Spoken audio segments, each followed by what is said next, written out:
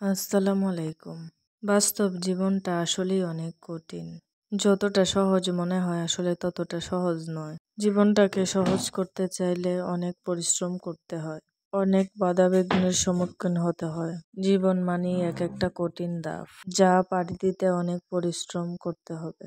জীবনে এক একটা দুঃসময়, এক এক সময় যন্ত্রণাদায়ক, আর সেই যন্ত্রণায় আমরা পড়ে পড়ে শেষ হয়ে যাই। অনেক সময় কারো কাছে বলার কোনো ভাষা থাকে না। নিজের কষ্টটা নিজের কাছেই চাপা রাখতে হয়, কারণ তখন বলার মতো কোনো ভাষা থাকে না, আর ভিতরে ভিতরে পড়তে হয়। আমাদের জীবনে অনেক সময় অপচয় হয়, যা আমরা সময় থাকতে একদমই বুঝতে পারি না।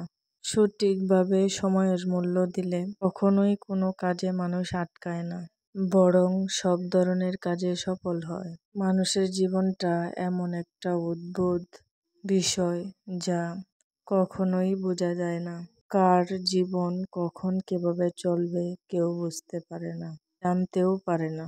হঠাৎ করেই জীবনে এক বড় ঝড় আসে, যা মানুষ কখনোই ভাবতে পারে না।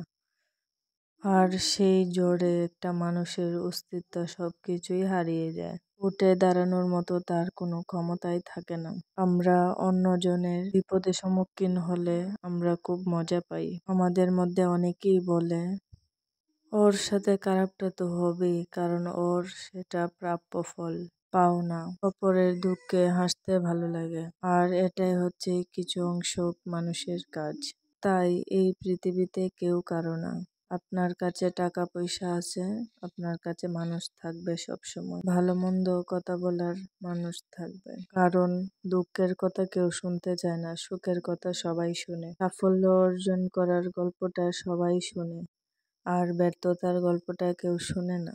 এই সমাজে ভালোর বিচার আছে, মন্দের কোনো বিচার নেই। সংসক মানুষের কাছে মন্দ কাজটাই ভালো, মন্দটাকেই বেশি সাপোর্ট করে।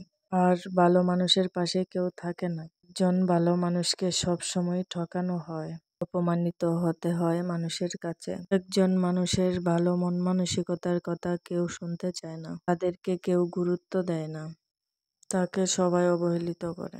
সংসক মানুষ অন্যের কূটনীতি করতেই ভালো লাগে। একজন মানুষের আড়ালে মন্দ কথাগুলো বলাই তাদের ভালো লাগে। তারা সবসময় নিজেকে অনেক বড় ভাবে, আর অন্যজনকে তুচ্ছ ভাবে।